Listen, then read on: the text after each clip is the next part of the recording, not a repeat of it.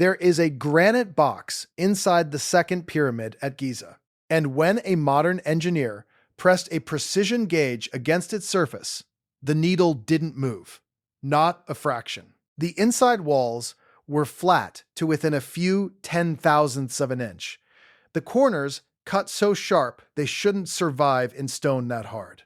This is granite, one of the hardest materials on Earth. And someone hollowed this box out, squared it, and polished it to a tolerance that modern factories struggle to hit, with diamond tooling and computer guidance. The official story says it was done with copper chisels and wet sand around 2500 BCE. But copper is soft. You can dent it with your thumb. So the question that has haunted engineers for over a century is simple. What actually cut this stone? And here is the part nobody tells you. The Egyptians left an answer. They wrote down who did it, by name, in documents that have been sitting in museums for 200 years. Stay with me, because in the next 60 seconds, I'm going to show you the tool marks that started this, and then I'm going to show you the text where the Egyptians name the builders.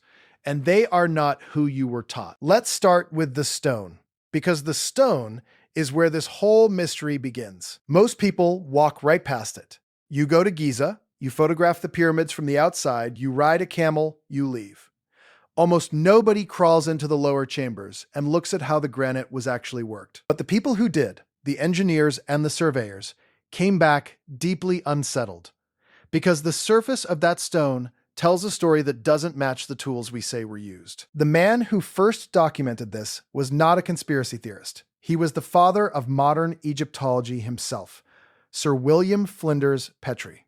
In the 1880s, Petrie spent a full year measuring everything he could on the Giza plateau. He was meticulous, he was skeptical, and he kept finding things that made no sense. He found fragments of granite and diorite that carried marks identical to what you get when you cut hard igneous rock with machine tools. He found evidence of tubular drills, straight saws, and circular saws. And the cuts were clean. In a report from 1893, the conclusion was stunning. The Egyptian stoneworkers of 4,000 years ago had a surprising acquaintance with what we consider modern tools. The drills, Petrie said, behaved like ones set with jewels. Each revolution of the drill cut 1/10 of an inch into the hardest rock, leaving no sign of wear on the tool. And then the line that should be famous and isn't.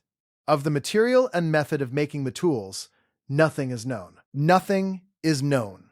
The father of Egyptology examined the evidence, described tools that match industrial machining, and admitted he had no idea how they made them. That was over 100 years ago.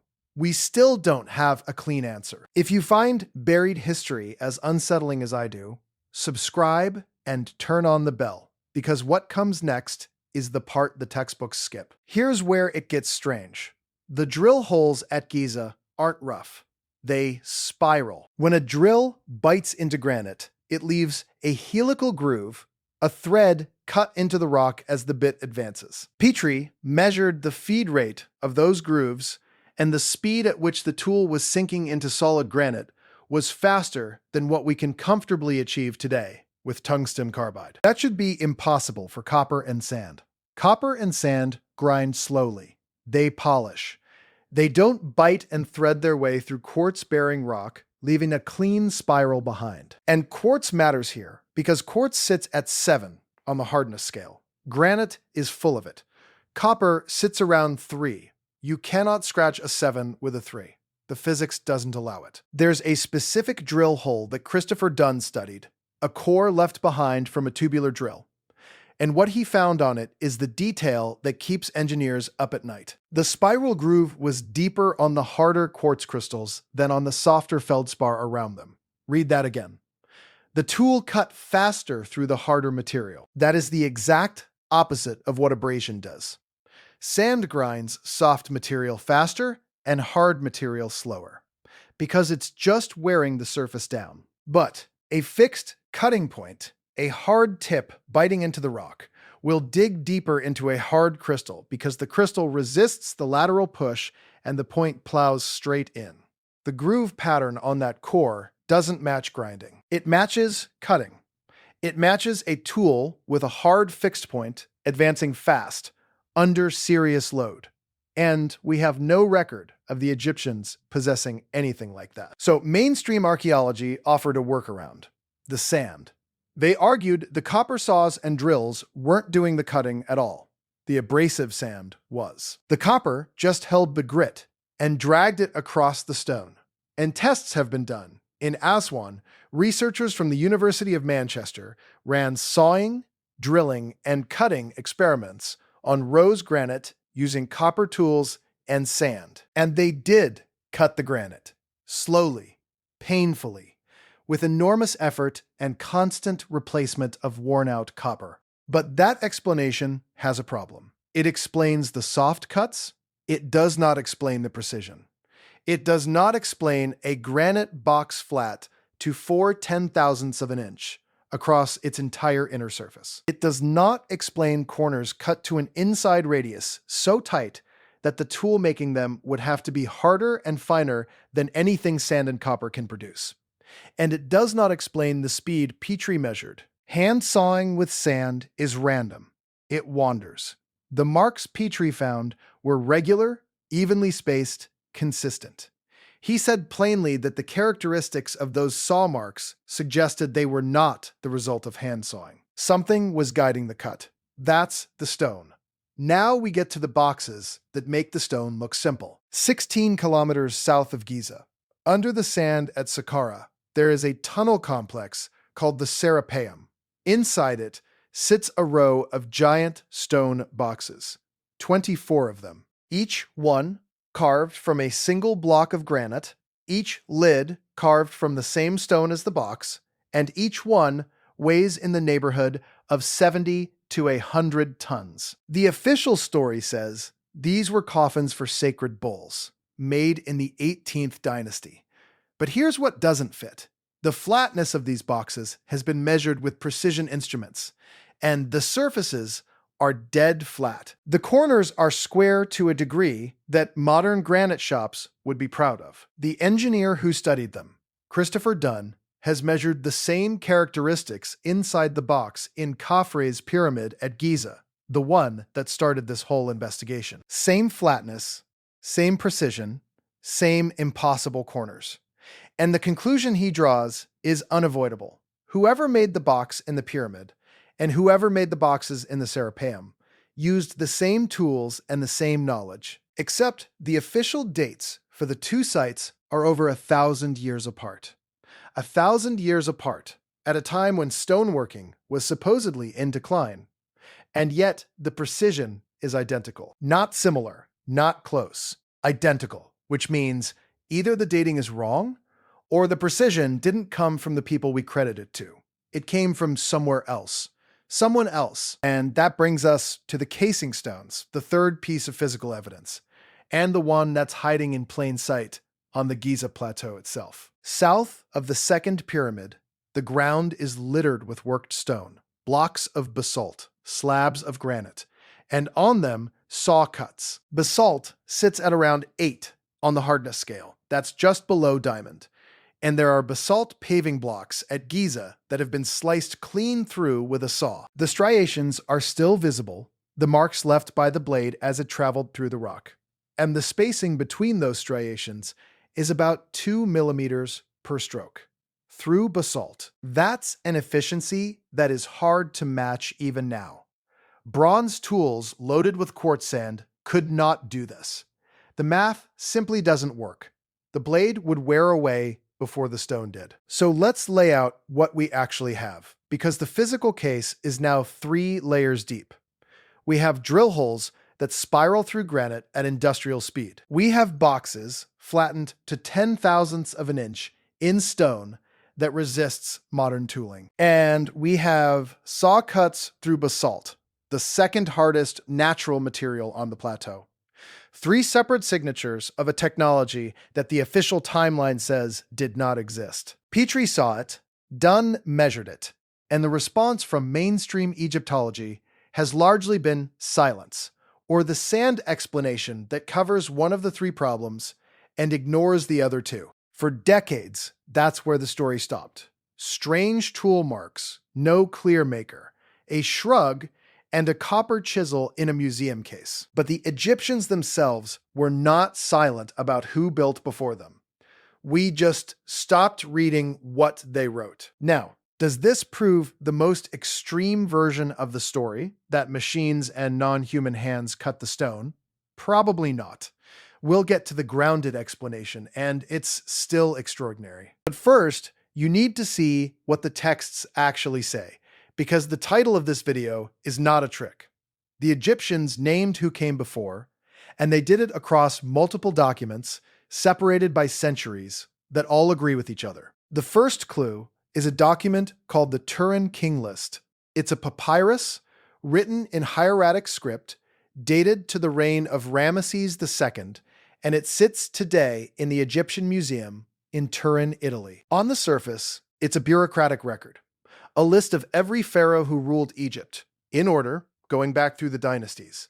The kind of thing a historian would kill for. But the list doesn't start with the first human pharaoh. It goes back further, much further. The front of the papyrus lists rulers who came before any mortal king. And those rulers are not described as men. The mainstream reading treats this as mythology, religious window dressing. The Egyptians, the argument goes, gave their gods a fake reign at the start of the list to make their history feel sacred and eternal. Geb, Osiris, Seth, Horus. Gods on a king list. Of course, it's symbolic, but here's why that reading may be incomplete. The Turin canon doesn't treat these early rulers like myth. It treats them like administration.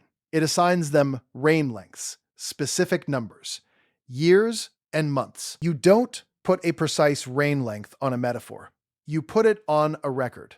And after the gods, before the human pharaohs, the list names a separate group, a transitional dynasty. And this is the group that matters. The second clue is the name of that group. The Egyptians called them the Shem-Su-Hor, the followers of Horus. And according to the Turin canon, they ruled Egypt for roughly 6,000 years, in the gap between the age of the gods and the first human king. The text refers to them as the Shining Ones, not fully divine, not fully human, something in between, keepers of knowledge. And the period when they supposedly ruled lines up uncomfortably with the window in which the pyramids and the Sphinx may have actually been built. The mainstream explanation is that the Shem-Su-Hor are a confused memory, a late mixing up of early pre-dynastic chieftains with religious souls of two ancient cities, Pi and Nekhen, a folktale that hardened into a king list by accident. And that may be true, but here's the problem with calling it an accident. The Shem-Su-Hor don't appear in just one document. They appear in a structural slot that shows up again and again across 15 centuries of separate Egyptian sources. The Turin canon has them. The pyramid texts reference them. State inscriptions cite their written annals. Later, pharaohs claim to be following records the Shem-Su-Hor left behind. You don't cite the annals of a folktale. You cite the records of a predecessor you believe was real. And that's the third clue, the one that turns this from a single strange papyrus into a pattern. The followers of Horus aren't isolated to Turin. There is a second king list carved into a slab of black basalt called the Palermo stone, dating to the 5th dynasty.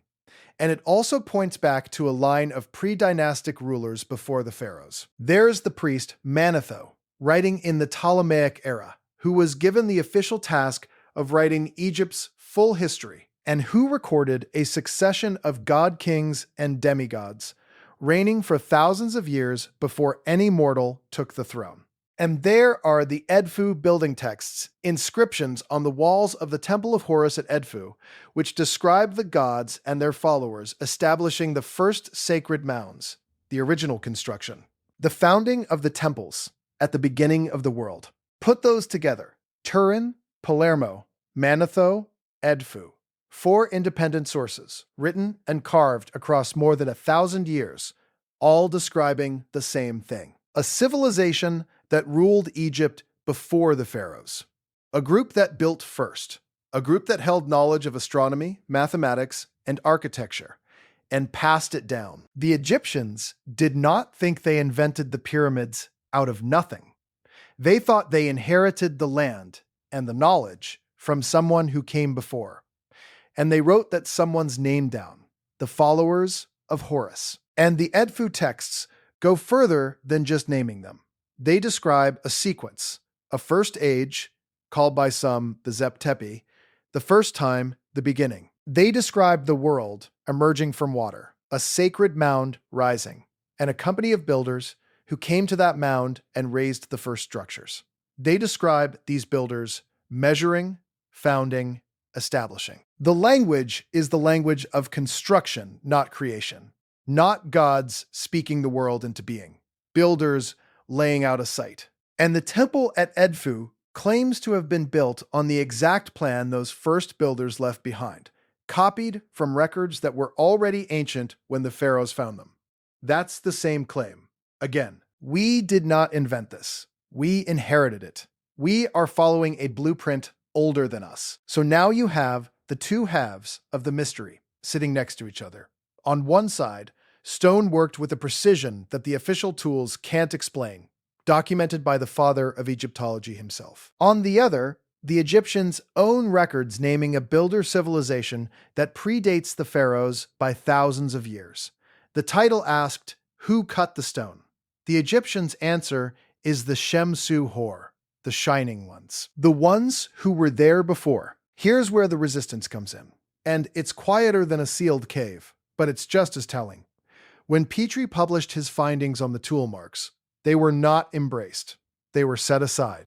He himself wrote that it was surprising his studies of these fragments had not attracted greater attention, because the evidence of machine tooling was, in his word, unmistakable. The man who built the foundation of modern Egyptology flagged this as a real anomaly, and the field he created walked past it. The Serapeum boxes were dated by pottery found nearby, not by the boxes themselves, and that dating has gone largely unquestioned for over a century, even as engineers point out it can't be right. The precision measurements that engineers like Dunn have taken are dismissed as the work of amateurs, even when the numbers are repeatable. The pattern isn't a government sealing a tunnel. It's an entire discipline deciding quietly that certain questions aren't worth asking. The report was ignored, not buried.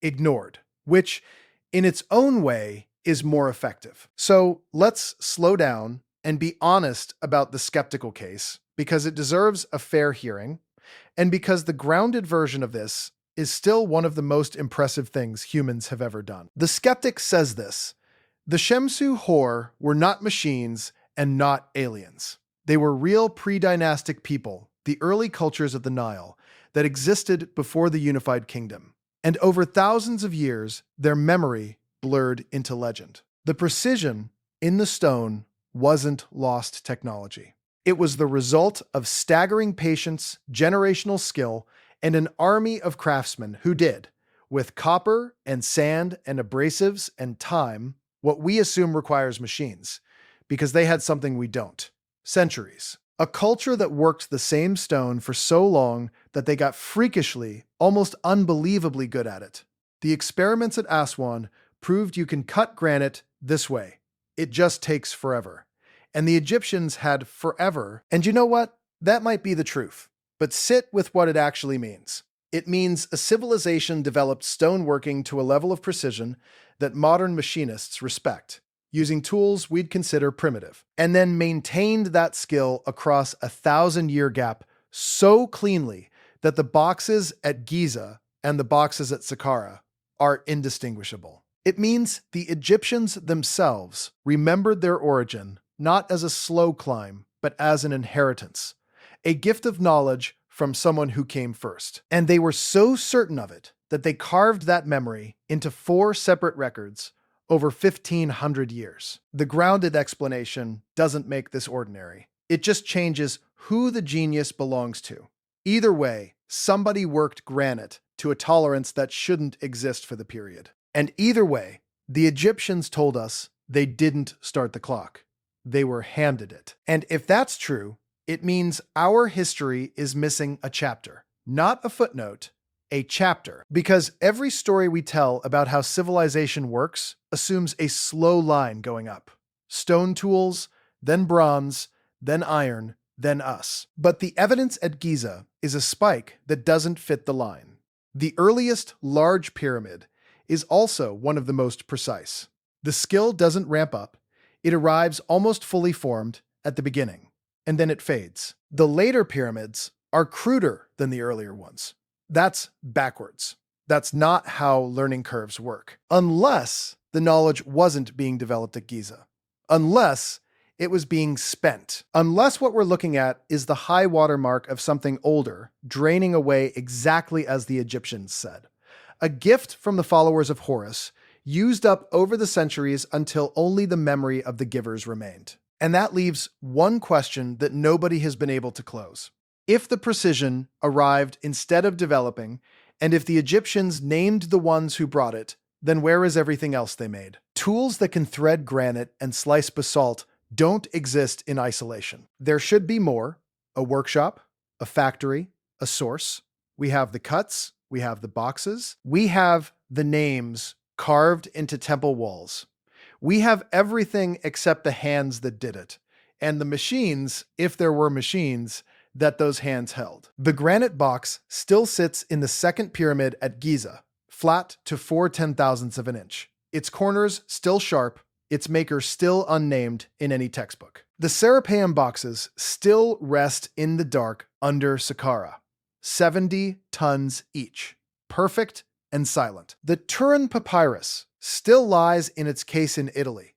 The names of the Shemsu Hor still legible after 3,000 years, still dismissed as myth by the people best equipped to read them. The cuts are real, the records are real, and the gap between them is still wide open, still unexplained, still waiting for someone willing to take the stone and the texts seriously at the same time. If you want to see what else the followers of Horus may have left behind, the next investigation is on screen right now, and it goes somewhere this one only pointed.